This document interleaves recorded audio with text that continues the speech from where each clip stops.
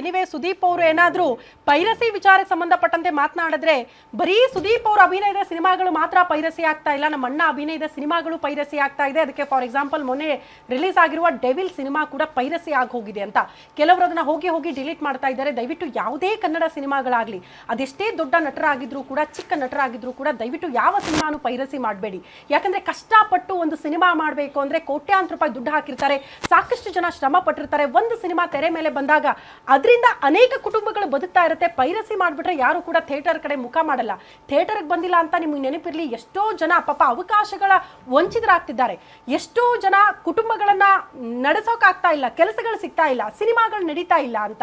ದಯವಿಟ್ಟು ಹಂಗ ಮಾಡಬೇಡಿ ಅಂತ ಮನವಿ ಮೇರೆಗೆ ಈ ಚರ್ಚೆನ ಮುಂದುವರಿಸ್ತಾ ಇದ್ದೀನಿ. ಪ್ರಶ್ನೆ ಮಾಡ್ತಾ ಇದ್ದೀನಿ madam. Darshan sir, Kichcha sir ನಮ್ಗೆ ಏನಂತ ಹೇಳಿದ್ರೆ ದಚ್ಚು ಕಿಚ್ಚ ಸೂಪರ್ ಆತರ ಹೇಳ್ತೀವಿ ಮೇಡಮ್. ಲಾಸ್ಟ್ ಟೈಮು ಉಗ್ರ ಮಂಜು ಅವರು ಬಿಗ್ ಬಾಸ್ ಮನೇಲಿ ಮನೇಲಿ ಇರ್ತಾರೆ. ಫಸ್ಟ್ ಒಂದು ಟ್ರೈಲರ್ ತೋರಿಸ್ತಾರೆ. ಖುಷಿ ಅಂದ್ರೆ ಖುಷಿ, ಉಗ್ರ ಮಂಜು ವಾವ್ ಸೂಪರ್, ಆ ಖುಷಿ ಏನಪ್ಪಾ ಒಳಗಡೆ ಇದ್ರು ತೋರಿಸ್ತಾ ಇದಾರೆ. Okay done. Devil cinema madam ನಾನು ಕೇಳಿಸ್ಕೊಳ್ಳಿ ಪೂರ್ತಿ. ಅದಾದ್ಮೇಲೆ ಸೆಲೆಬ್ರೇಷನ್ ತೋರಿಸ್ತಾರೆ. ಮ್ಯಾಕ್ಸ್ ಮೂವಿಗೆ ನಾವೆಲ್ಲ ಹೋಗಿದೀವಿ, ಫಸ್ಟ್ ಡೇ ಹೋಗಿದೀವಿ, ಎಲ್ಲ ಹೋಗಿದ್ವಿ, ಎಲ್ಲ ತೋರಿಸ್ತಿದ್ರು. ಬಾವುಟ ಹಿಡ್ಕೊಂಡು ಬಾಸ್ ಎಲ್ಲ ಓಡಾಡ್ತಾ ಇದ್ರು. ನಾವು ಕಿಚ್ಚನ್ನು ಬಾಸ್ ಅಂತಾನೆ ಕರಿತೀವಪ್ಪ, ಹಂಗ ಅಂದ್ಬಿಟ್ಟು ತಗೊಂಡಿಲ್ಲ ಅಂತ. ಆಮೇಲೆ ಇನ್ನೊಂದೇನಂದ್ರೆ ನೋಡಿ ಮೇಡಮ್, ಈಗಲೂ ಕಿಚ್ಚ ಬಾಸ್ ಅಂತಾನೂ ಕರಿತೀವಿ, ಬಟ್ ಆದ್ರೆ ಫಸ್ಟ್ ಪ್ರಿಯಾರಿಟಿ ನಮ್ಮ ಬಾಸ್ಗೆ. ಡಿ ಫಸ್ಟ್ ನಮ್ಮದೇ. ನಾನ್ ಹೇಳ್ತಿರ್ದೇನ್ ಗೊತ್ತಾವ, ಇವ್ರು ಇಷ್ಟೆಲ್ಲ ಆದ್ಮೇಲೆ ಗಿಲ್ಲಿ ಒಳಗಡೆ ಇದ್ದಾನಲ್ವಾ, ಗಿಲ್ಲಿ ಆಕ್ಟ್ ಮಾಡಿದಾನಲ್ವಾ ಮೇಡಮ್, ಬೇಡ ಇವ್ರದ್ದು ಮೇಡಮ್ ಪರ್ಸನಲ್ ಇರ್ಲಿ, ದ್ವೇಷ ಅವ್ರದ್ದು ಹೇಳ್ದ ಡೈಲಾಗು, ದ್ವೇಷ ಪ್ರೀತಿ ಎಲ್ಲ ಪರ್ಸನಲ್ ಇರ್ಲಿ. ಅಲ್ಲ ಸರ್, ಆ ಬಿಗ್ ಬಾಸ್ ಸರ್ ಒಂದ್ ಸೆಕೆಂಡ್ ಗೊತ್ತಿರೋ ಮಾಹಿತಿ ಏನಂತಂದ್ರೆ ಬಿಗ್ ಬಾಸ್ ಮನೆಗಳಲ್ಲಿ ಕಮರ್ಷಿಯಲ್ ಆದ್ರೆ ಮಾತ್ರ ತಾನೇ ಸರ್ ಮೇಡಮ್ ನೀವು ಕ್ಲಾರಿಟಿ ಕಮರ್ಷಿಯಲ್ ಆದ್ರೇನೆ ಎಲ್ಲಾನು ತಗೊಳ್ತಾ ಇರೋದು ಬಿಗ್ ಬಾಸ್ ನಲ್ಲಿ. ಇಲ್ಲ ಇಲ್ಲ sir, only for commercial. Cinema ಅಂತ ಬಂದಾಗ ಓಕೆ ಬಿಸ್ನೆಸ್ ಪರ್ಪಸ್ ಅಲ್ಲಿ ಅಂತಾರೆ. ಎಷ್ಟೋ ಅದೇ ಅದೇ ಅದೇ ಮೇಡಮ್ ಗೊತ್ತಿರೋ ಮಾಹಿತಿ ಹೇಳ್ತಾ ಇದ್ದಾರೆ, ಬಿಸ್ನೆಸ್ ಮೈಂಡ್ ಹೇಳ್ತಾ ಇದ್ದಾರೆ. ಕಿಚ್ಚ ಸರ್ ಆತರ ಎಲ್ಲ ಹೇಳಿದ್ರಲ್ವಾ, ದರ್ಶನ್ ಸರ್ ಒಳಗಡೆ ಇದಾರೆ.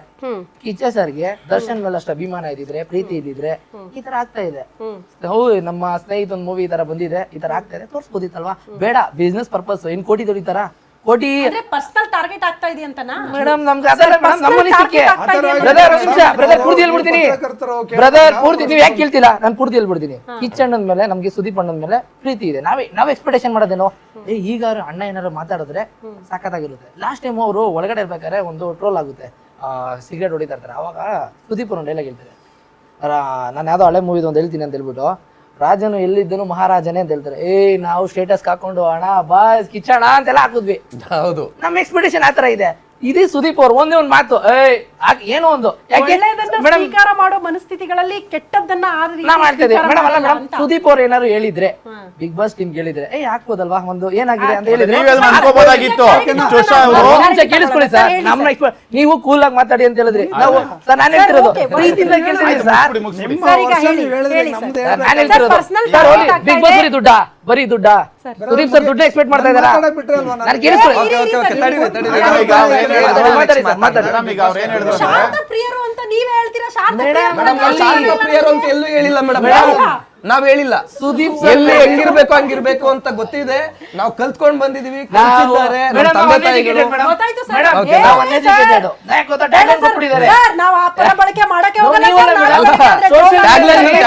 ಅದೇ ನೋಡಿ ಸೋಶಿಯಲ್ ಮೀಡಿಯಾದಲ್ಲಿ ಹೇಳಿದಾರಲ್ಲ ಮೇಡಮ್.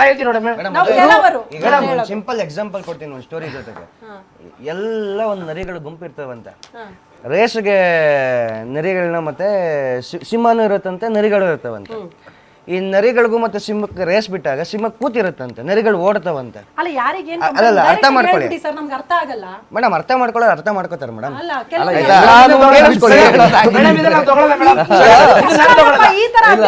ಇವ್ರಿಗೆ ಏನ್ ಹೇಳಿದ್ರು ನನಗೆ ಅದು ಅರ್ಥನೂ ಆಗಲಿಲ್ಲ.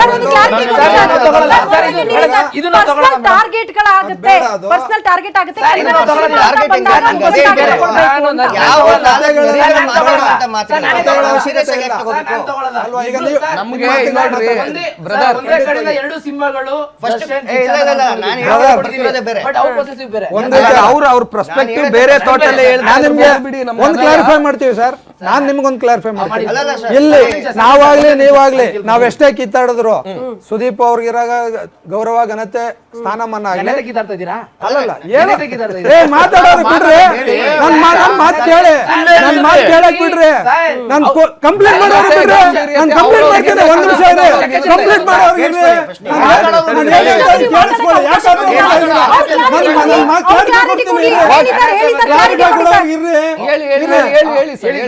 ನಾನು ನೀವು ಗಂಟೆ ಅಟ್ಲ ಒಂದಿನ ಕುತ್ಕೊಂಡು ಕಿತ್ತಾಡಿದ್ರು ಸುದೀಪ್ ಅವ್ರಿಗಿರೋ ಘನತೆ ಗೌರವ ಏನಾಗ್ಲಿ ದರ್ಶನ್ ಸರ್ಗಾಗಿ ಇರೋ ಘನತೆ ಗೌರವ ಆಗ್ಲಿ ಕಮ್ಮಿ ಆಗಲ್ಲ. ಅದನ್ನ ಫಸ್ಟ್ ಕ್ಲಾರಿಫೈ ಮಾಡ್ಕೊಳ್ಳಿ. ನಾವ್ ಇಲ್ಲಿ ಕಿತ್ತಾಡ್ಬಿಟ್ಟು ಅರ್ಧ ಗಂಟೆ ಹೋಗ್ಬಿಡ್ತೀವಿ, ಅದಲ್ಲ. ಇಲ್ಲಿ ನಡಿಬೇಕಿರೋದು ಏನ್ ವಾಸ್ತವ ಏನ್ ನಡೆದಿದೆ ಅದ್ರ ಬಗ್ಗೆ, ವಿದ್ಯಮಾನಗಳ ಬಗ್ಗೆ ಮಾತಾಡೋಣ, ಬೇರೆದ್ ಬೇಡ. ನೀವ್ ಹೇಳಿದ್ರಿ, ಒಂದ್ ನಿಮಿಷ ಇರಿ ಸರ್, ನೀವ್ ಹೇಳಿದ್ರಿ ದರ್ಶನ್ ಸುದೀಪ್ ಅವರು ಈ ತರ ಎಲ್ಲ ಹೇಳಿದಾಗ ನಮ್ಗೆ ತುಂಬಾ ಖುಷಿ ಆಯ್ತು ಅಂತ. ಎಷ್ಟು ವರ್ಷಗಳ ಕಾಲದಿಂದ ಹೇಳ್ಕೊಂಡ್ ಬಂದವ್ರೆ ಸರ್? ಅದು ಖುಷಿ ಪಟ್ರಲ್ವಾ? ಅದು ಖುಷಿ ಪಟ್ರಲ್ವಾ?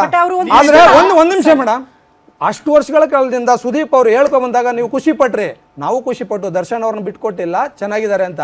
ದರ್ಶನ್ ಅವ್ರ ಕಡೆಯಿಂದ ಒಂದೇ ಒಂದ್ ಸಿಂಗಲ್ ವರ್ಡ್ ಬರ್ಲಿಲ್ಲ ಇಷ್ಟು ವರ್ಷ, ಒಂದಿನ ಬರ್ಲಿಲ್ಲ. ಅದಕ್ಕೆ ನೀವು ಆನ್ಸರ್ ಏನ್ ಮಾಡ್ತೀರಾ? ಒಂದು ಸ್ಟೇಟ್ಮೆಂಟ್ ಕೊಟ್ಟಿಲ್ಲ.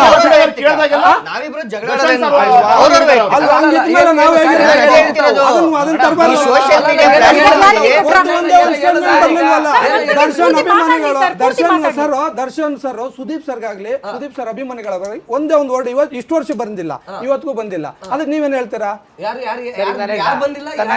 ಸುದೀಪ್ ಸರ್ ಅಭಿಮಾನಿಗಳ ಬಗ್ಗೆ, ಸುದೀಪ್ ಸರ್ ಬಗ್ಗೆ ದರ್ಶನ್ ಸರ್ ಕಡೆಯಿಂದ ಈ ಅವರಿಬ್ಬರ ಮಧ್ಯೆ ಬಿರುಕು ಬಂದ ಮೇಲೆ ಒಂದೇ ಒಂದು ಮಾತು ಬಂದಿಲ್ಲ. ದರ್ಶನ್ ಅವರು ಯಾರ ಬಗ್ಗೆನೂ ಮಾತಾಡಿಲ್ಲ. ಹೇಳಿದ್ರು ಮಾಧ್ಯಮದವರು, ಮೇಡಮ್ ನೀವು ಹೋದಾಗ ಪ್ರತಿಯೊಂದು ಕಾರ್ಯಕ್ರಮದಲ್ಲೂ ಪ್ರತಿಯೊಂದು ಇದ್ರಲ್ಲೂ ಯಾವ್ದಾದ್ರು ಒಂದ್ ಸಂಧಿಯಿಂದ ದರ್ಶನ್ ಸರ್ ಬಗ್ಗೆ ಸುದೀಪ್ ಸರ್ ಹತ್ರ ಒಂದು ಪ್ರಶ್ನೆ ಕೇಳ್ತೀರಾ. ಅದೇ ದರ್ಶನ್ ಸರ್ ಸುಮಾರು ಒಂದ್ 3-4 ಇಂಟರ್ವ್ಯೂ ಅವ್ರು ತುಂಬಾ ಸಿಕ್ಕಿಲ್ಲ, 3-4 ಇಂಟರ್ವ್ಯೂ ಹೋಗಿದ್ದೀರಾ ನೀವು, ಸುದೀಪ್ ಅವ್ರ ಬಗ್ಗೆ ಮಾತಾಡಿಲ್ಲ. ಏನಾದ್ರು ಅದಕ್ಕೆ ಟಾರ್ಗೆಟ್ ಇರುತ್ತೆ ಅಂದ್ರೆ ಒಂದು ಬ್ಯಾರಿಕೇಡ್ ಹಾಕಿ ಒಳಗಡೆ ಕಟ್ಸಿರ್ತಾರೆ. ಹೌದು, ನಮ್ಗೆ ಅವ್ರ ಬಗ್ಗೆ ಕೇಳಬಾರ್ದು ಅಂತ ಉತ್ತರ ಕೊಡ್ಬೇಕು, ಉತ್ತರ ಕೊಡ್ಬೇಕಾಗಿರುತ್ತೆ. ನಮ್ಗಲ್ಲ ಅದು. ಓಕೆನಾ? ನಮಗ್ ಕೇಳುವಂತ ಕ್ವಶನ್ ಸರ್ ನಾನು ಹೇಳ್ತಾ ಇಲ್ವಾ? ನಾನು ಹೇಳ್ತಾ ಇದ್ದೀನಿ ಸರ್, ನೀವು ಮಲ್ಲಿಕಾರ್ಜುನ್ ಅವರೇ, ನಾನು ಮಾತು ಹೇಳ್ತೀನಿ ಕೇಳಿ. ಇಲ್ಲಿ ಬಂದಿರೋದು ನೀವಾಗ್ಲಿ ನಾವಾಗ್ಲಿ ದರ್ಶನ್ ಅವರ ಒಂದು ಫ್ಯಾನ್ಸ್ ಬೇಸ್ ಏನಿದೆ ಅವರ ಒಂದು ಪರವಾಗಿ ನೀವು ಬಂದಿರೋದು. ಸುದೀಪ್ ಅವ್ರು ಏನಿದ್ದಾರೆ, ಸುದೀಪ್ ಅವರ ಫ್ಯಾನ್ಸ್ ಏನಿದ್ದಾರೆ ಅವರ ಒಂದು ಪರವಾಗಿ ಬಂದಿದ್ದೀರಿ. ಸೊ ಮಾತಾಡ್ತಕ್ಕಂಥದ್ದು ಚರ್ಚಾಬದ್ಧವಾಗಿರ್ಬೇಕು ವಿನಃ ಈ ತರ ಏನೋ ಮಾತಾಡೋದಲ್ಲ. ಇಲ್ಲಿ ನೀವೇನಂದ್ರಿ ಗೊತ್ತಾ? ಫಸ್ಟ್ನೇದಾಗಿ ಅಲ್ಲ ಮೇಡಮ್ ನಾನು ಅವಾಗಿಂದ ಸೈಲೆಂಟ್ ಆಗಿ ಕೂತಿದ್ದೆ. ಇಲ್ಲಿ ನೀವು ಅವಾಗಲೇ ಒಂದೇ ಒಂದು ಮಾತು ಹೇಳಿದ್ರಿ, ಗರ್ಜಿಸೋದಕ್ಕೆ ಮೇಡಮ್ 1000 ಇದೆ, ನನಗೆ ವೇದಿಕೆಗಳು 1000 ಇದೆ ಬಿಡಿ. ಓಕೆನಾ? ನೀವು ಅವಾಗಲೇ ಒಂದು ಮಾತು ಹೇಳಿದ್ರಿ, ಬಾಸ್ ಅನ್ನೋದು ಏನಿದೆ, ಬಾಸ್ ಬರೋದಕ್ಕಿಂತ ಮುಂಚೆ ಬಿಗ್ ಬಾಸ್ ಬಂದಿತ್ತು ಅಂತ. ಸೊ ತಮ್ಗೆ ಗೊತ್ತೇ ಇಲ್ಲ ಅನ್ಸುತ್ತೆ ಈ ಒಂದು ವಿಚಾರದ ಬಗ್ಗೆ. ಬಾಸ್ ಬರೋದಕ್ಕಿಂತ ಅಲ್ಲ, ಬಿಗ್ ಬಾಸ್ ಬಂದಿದ್ದು ಈಗ ಅದನ್ನೇ ಏನು 12-13 ವರ್ಷಗಳ ಹಿಂದೆ.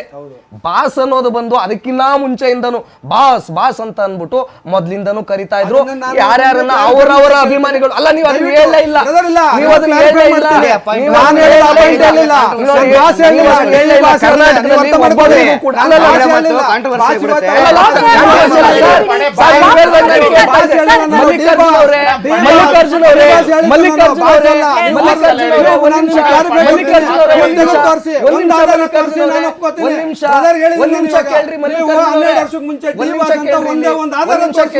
ಆಧಾರ ಏನು?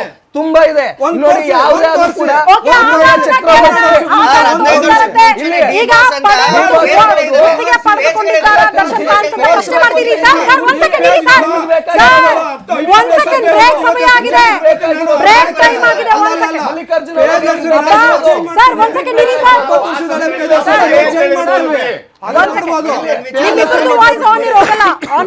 ಸಮಯ ಸರ್, ಒಗ್ಗಟ್ಟಾಗಿದ್ದೀನಿ, ಫ್ಯಾನ್ಸ್ ಎಲ್ಲ ವಾರ್ ಮಾಡ್ಕೊಳ್ಳಲ್ಲ ಅಂತ ಇಷ್ಟು ವಾರ್ಗಳಾಗ್ತಾ ಇದೆ.